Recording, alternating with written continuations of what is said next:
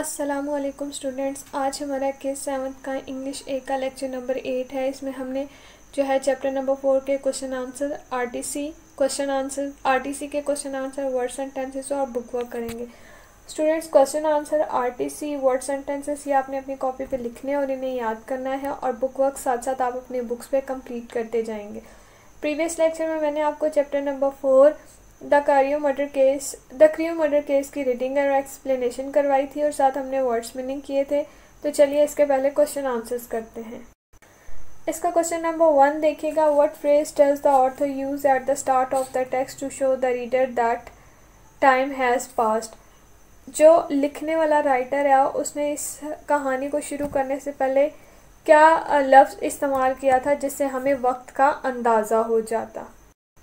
इसका आंसर है nearly a year later, तकरीबन एक साल बाद में। नेक्स्ट क्वेश्चन है, who were the two men involved in the crime and how did the witness feel about each of them. Answer है the two men involved in the crime, दो आदमी जुर्म में मुलविस थे, वर द विक्टिम्स जो उसके शिकारी थे, सर डेनवर्स करियो एंड द क्रिमिनल और जो जुर्म करने वाला था mister hide. The made did not like mister hide, made जो है वो मिस्टर हाइड को पसंद नहीं करती थी। The made admired the old gentleman, नौकरानी ने बूढ़े मुअज़्ज़िज़ की तारीफ की। नेक्स्ट क्वेश्चन नंबर आपका 3 है, which type of animal is angry murdered compare to, यानी कि इस जो चैप्टर में किस तरह के जानवर को इसके साथ कंपेयर किया गया है। इसका आंसर है N app.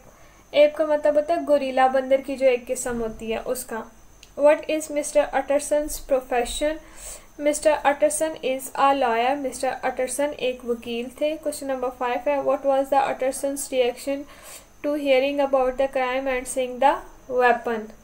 Means to say that के जब उसने वेपन देखा था मिस्टर अटरसन ने, तो तब उसने क्या महसूस किया था। मिस्टर अटरसन quailed, मिस्टर अटरसन डर के पीछे हटके, when he heard about the crime जब उन्होंने जुर्म के बारे में सुना, and saw the weapon और हथियार को देखा, ही लुक्स सीरियस वो संजीदा दिखाई देते थे, एंड फील्स ग्लूमी और उदास महसूस हो रहे थे। नेक्स्ट क्वेश्चन है, what do we learn about the old women who works for mister hide.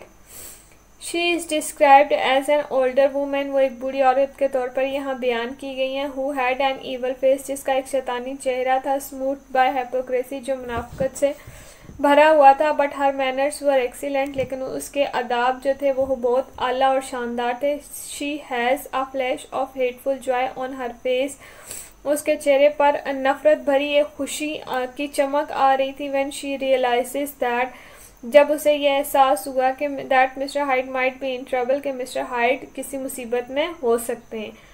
Question number 7 है,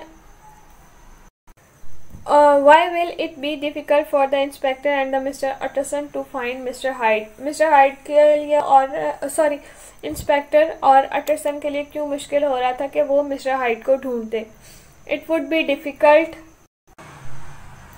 ये इंस्पेक्टर के लिए मुश्किल था, एंड मिस्टर अटरसन और मिस्टर अटरसन के लिए टू फाइंड मिस्टर हाइड, के मिस्टर हाइड को ढूंढना, बिकॉज क्योंकि फ्यू पीपल न्यू हिम, चंद लोग उसे जानते थे, and he had no family, और उसका कोई ख़ानदान नहीं था।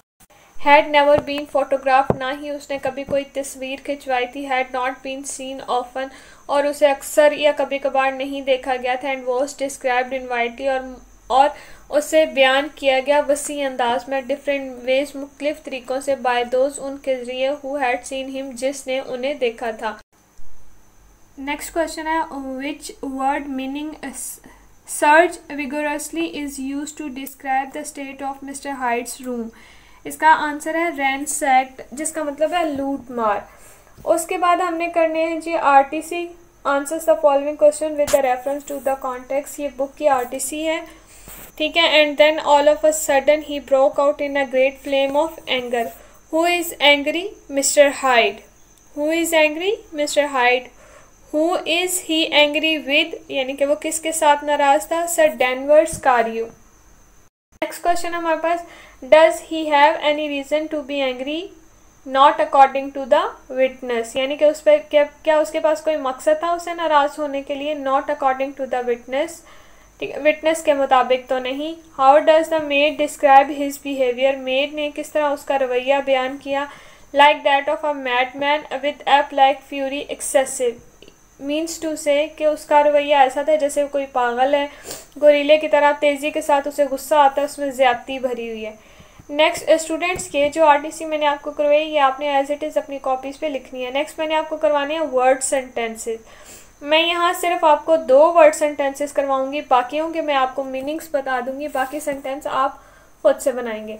पहला वर्ड आपके पास है इन द स्मॉल हॉर, चंद घंटों में। इन द स्मॉल हॉर्स, चंद घंटों में। I woke up in the small hour of the morning. ठीक है, नेक्स्ट आपके पास है ट्रिफलिंग विद, के साथ झगड़ा करना यानी कि उसके साथ खेलते रहना। He is always trifling with his cigarette case. Next word जो है यहाँ से देखिएगा जिनके ऊपर मैंने स्टार लगाए हुआ ब्लैक मार्कर के साथ, आपने वो वर्ड सिर्फ लेने हैं। मैंने 2 आपको मार्क करवा दिए। नेक्स्ट आपके पास है नो सूनर हैड, जल्द नहीं था। नो सूनर हैड, जल्द नहीं था।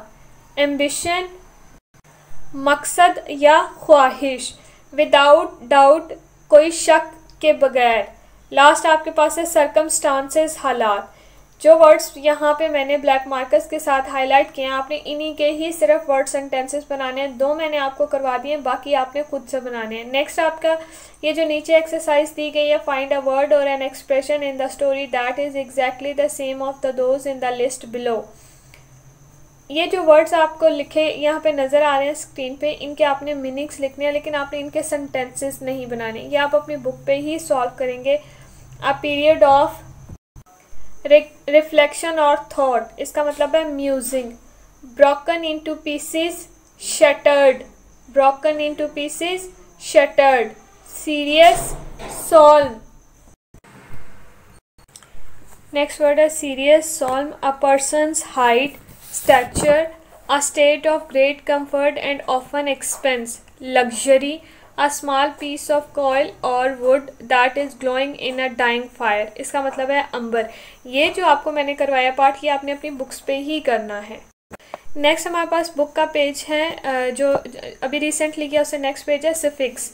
सफिक्स क्या होते हैं? You have already read about adding suffix to the words ending in Y, usually in the changes before a suffix is added.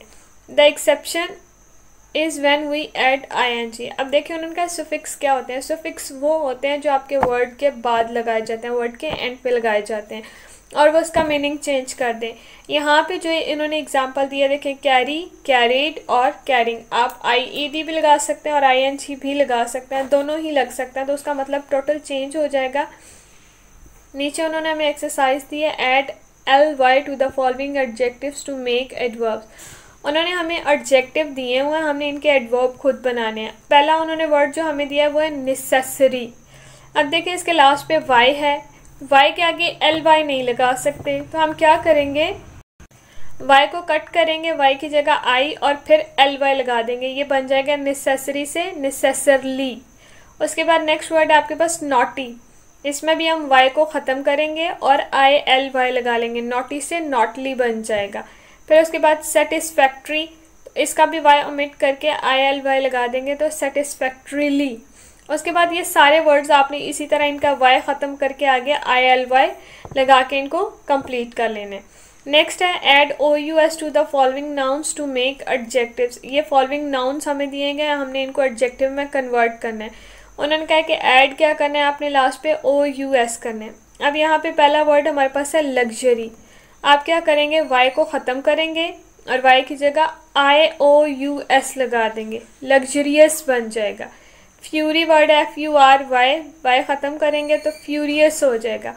बाकी सारे सेंटेंसेस भी आपने इसी तरह, सॉरी वर्ड्स जो हैं वो इसी तरह आपने कंप्लीट करने हैं। जी स्टूडेंट्स, हमने चैप्टर नंबर 4 की रीडिंग पहले कंप्लीट कर ली थी। अभी मैंने आपको क्वेश्चन आंसर्स करवा दिए, आरटीसी के क्वेश्चन आंसर्स हमने कंप्लीट किए। देन मैंने आपको 2 वर्ड सेंटेंसेस करवाए हैं, बाकियों के मैंने आपको मीनिंग्स बता दिए हैं, वो आपने खुद से उनको बनाना है। बुक वर्क मैंने आपको कंप्लीट करवा दिया, ये बुक वर्क आपने अपनी बुक पे ही इसे कंप्लीट करना है और बाकी सारा काम जो है वो आपने अपनी कॉपीज़ पे लिखना और उसे याद करना है। स्टे सेफ, फी अमानिल्लाह, अल्लाह हाफिज़।